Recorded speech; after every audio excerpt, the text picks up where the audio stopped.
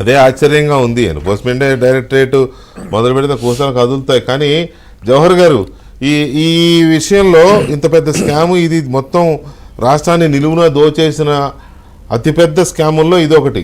అసలు అప్పట్లో మీరందరూ మాట్లాడిన మాట ఏంటంటే ఇది దేశంలోనే అతిపెద్ద స్కామ్, భారత చరిత్రలోనే ఇది పెద్ద స్కామ్ అని అన్నారు, లిక్కర్ స్కామ్ని. ఎందుకంటే దాదాపు 1,00,000 కోట్ల రూపాయలు నగదు లావాదేవీల ద్వారా నొక్కేశారని కదా చెప్పారు. సో మరి అంత పెద్ద స్కామ్ మీద ఇప్పుడు ఉలుకు పలుకు లేదు అని అంటే ఇది ఒక రకంగా దీన్ని నెగ్లెక్ట్ చేస్తున్నారు అనుకోవాలా, లేకపోతే ఇంకా రాజకీయాల్లో చాలా రకాల ఆరోపణలు అనుమానాలు వస్తూ ఉంటాయి, అట్లా ఆలోచించాల్సి వస్తుందా? వెంకటకృష్ణ గారు, ఇక్కడ ఉపేక్షించడం కానీ లేకపోతే వదిలేయటం అనేది సమస్య అనేది తెలుగుదేశం పార్టీకి కానీ ఎన్డీఏ కూటమికి కానీ ఆ ఉద్దేశం అయితే లేదు వెంకటకృష్ణ గారు. జరుగుతుంది ఏంటంటే వచ్చినటువంటి తర్వాత ట్రాక్లో పెట్టడానికి చాలా, ఈరోజే చంద్రబాబు నాయుడు గారు కూడా ఒక స్టేట్మెంట్ ఇచ్చారు, ఇప్పుడిప్పుడే ట్రాక్లో పడుతుంది అని. అంటే ఈ అస్తవ్యస్తమైనటువంటి వ్యవస్థను ఒక గాడిలో పెట్టిన తర్వాత ఈ స్కీముల మీద స్కాముల మీద ఏ విధంగా చేయాలనే దానికోసం సిట్టేసినటువంటి పరిస్థితి. కానీ నేను ఒక విషయంలో మన భానుప్రకాష్ అన్నతో విభేదించాల్సినటువంటి పరిస్థితి ఏంటంటే డజన్ల కొద్దీ అంటున్నారు. డజన్ల కొద్దీ ఎవరు ఉండరు, కేవలం 3-4 ఉంటారు. అది మీరు అన్నట్టు కింగ్ పిన్స్ వాళ్ళు 4 ఉంటారు తప్ప అంతకు మించి అయితే ఉండరు. ఎందుకంటే వేరే వాళ్ళకి ఎవరికి ఓటాలు ఇచ్చేటటువంటి అవకాశం లేదు. అయినా కానీ చెప్పక తప్పదు వెంకటకృష్ణ గారు. రాజశేఖర రెడ్డి గారు ఉన్న టైంలో ఆయన ఏదైనా డబ్బులు వస్తే 4 పంచేవాళ్ళు అట, ఆయన చుట్టూ ఎవరైతే ఉన్నారో వాళ్ళందరికీ. కానీ ఆయన మనస్తత్వానికి ఈయన మనస్తత్వానికి వచ్చేసరికి ఈయన లోపల వేసుకోవడం తప్ప బయటికి ఎవరికి పంచిన సందర్భాలు కానీ ఇచ్చిన ఆయనేమో వచ్చిన డబ్బులు 4 పంచేవాడు, ఈయనేమో 4 వచ్చిన డబ్బులు గుంజుకుంటాడు, ఉంచుకునేవాడు. ఎందుకంటే చెల్లెల విషయంలోనే ఏ విధంగా జరిగింది, ఆమె ఏ విధంగా మొత్తుకుంటుంది, పిల్లల ఆస్తులు ఏ విధంగా పోయినాయి అని చూశాక ఆయన 10 మందికి పంచుతాడు అనేదో లేకపోతే 10 మంది దీనిలో ఉన్నారు ఇన్వాల్వ్మెంట్ అనేది నేనైతే అంగీకరించాల్సిన పని లేదు. దాంతోపాటు వెంకటకృష్ణ గారు, అసలు ఈ డిపార్ట్మెంట్ పేరు చాలామంది కూడా ఈరోజు కూడా క్యాచ్ చేయట్లేదండి. Prohibition and excise. అసలు ప్రొహిబిషన్ మీద ఈ ప్రభుత్వం వచ్చిన తర్వాత ఖచ్చితంగా దృష్టి పెట్టిన తర్వాత ఆ ప్రొహిబిషన్ ఏ విధంగా చేయాలి, నియంత్రణ ఏ విధంగా జరగాలనే దాని మీద ఆలోచన చేస్తూ ముందుకు వెళ్తా ఉంది. గతంలో అసలు ప్రొహిబిషన్ అనే పదం లేదండి.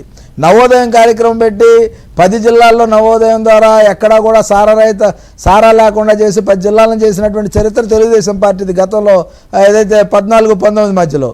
కానీ 19 నుంచి 24 మధ్యలో ఎక్కడా కూడా అలాంటిది జరగలేదు వెంకటకృష్ణ గారు. మళ్ళీ తిరిగి దీన్ని చేయడం కోసం మేము మొన్న తిరిగి ఏ విధంగా చేయాలని దాని మీద కూడా చర్చ జరిగింది. త్వరలోనే దీన్ని కూడా ఆల్రెడీ ఏంటంటే గంజాయి లేకుండా, డ్రగ్స్ లేకుండా పిల్లల్ని ఏ విధంగా చైతన్యం చేయాలనేది మనం ఇప్పుడు అదేవిధంగా ఏ విధంగా మంచి మాటలు చెప్పడం కోసమే ఒక స్పెషల్ ఏను కూడా నియమించుకోవడం జరిగింది.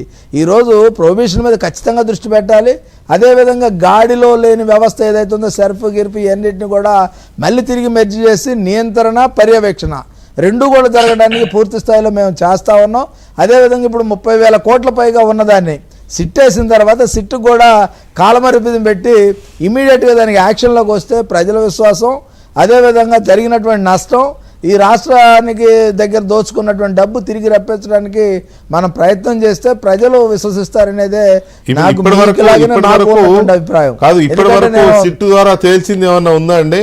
వెళ్ళారు డిస్టిలరీస్ అన్నిటి దగ్గరికి తనిఖీలకు వెళ్ళారు, కానీ అప్పటికే వాళ్ళు ఫైళ్ళని దాచేశారని సర్దేశారని ఏవో వార్తలు అయితే వచ్చినాయి.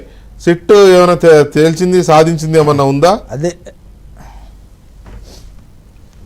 సిట్టు వేసిన తర్వాత సిట్టు జరిగిందండి ఖచ్చితంగా. ఎందుకంటే ఆధారాలు లేకుండా ఎంత నేరస్తుడైనా సరే ఏదో ఒక ఆధారం వదిలిపెడతాడనేదే చరిత్ర చెప్తా ఉంది. హంతకుడు అవనండి, నేరస్తుడు అవనండి, ఏదో ఒక ఆధారం వదిలిపెడతాడు. వీళ్ళు కూడా అదే నేర ప్రవృత్తి కలిగిన వ్యక్తులు కనుక ఖచ్చితంగా ఆధారాలు వదిలిపెడతారు. ఆ ఆధారాలు సిట్టు సేకరిస్తుంది.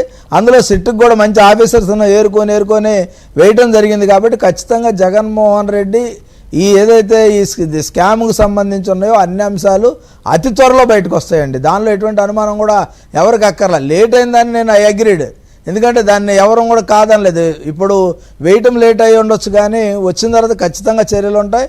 దాంతోపాటుగా కేంద్రం కూడా జోక్యం చేసుకొని ఎన్ఫోర్స్మెంట్ని కూడా దింపితే ఇంకా కొంచెం అదనంగా బలం వచ్చి త్వరితగతిన ఎంక్వైరీ పూర్తి అవడం, నేరస్తులను అరెస్ట్ చేయడం, రికవరీ చేయడం కూడా ఇంపార్టెంట్ అని నా అభిప్రాయం వెంకటకృష్ణ గారు. అంటే ఈ పాటికే కొంతమంది అధికారులు ఇందులో ఎవరెవరైతే అప్పుడు డిపార్ట్మెంట్లో పనిచేశారో, ఎవరెవరైతే ముఖ్యమంత్రి చెప్పినట్టు లేకపోతే ఈ స్కామ్స్టర్లు చెప్పినట్టు చేశారో, లేకపోతే వాళ్ళు కూడా స్వయంగా ఇన్వాల్వ్ అయ్యి స్కామ్లకు పాల్పడ్డారు అధికారులు కూడా, వాళ్ళ విషయంలో ఈ పాటికే ఒక ఇది వచ్చి ఉండాలి. వాసుదేవరెడ్డి అనే ఒక ఎండీని తప్ప ఇంకెవరిని విచారణ పిలిచినట్టు కానీ ఏమీ కనిపించలా. మరి నార్త్ ఇండియాకు సంబంధించిన ఆఫీసర్లు ఏమన్నా మేనేజ్ చేసుకుంటున్నారు అనుకోవాలేమో. ఇప్పుడు వాసుదేవరెడ్డి గారిని అరెస్ట్ చేయడం కానీ, వాసుదేవరెడ్డి గారి విషయంలో జరిగినటువంటి విచారణ కానీ అంతా పకడ్బందీగా జరిగింది. ఇందాక నుంచి నేను అదే అంటున్నా వెంకటకృష్ణ గారు, దీనిలో ఎవరికీ తెలియకుండా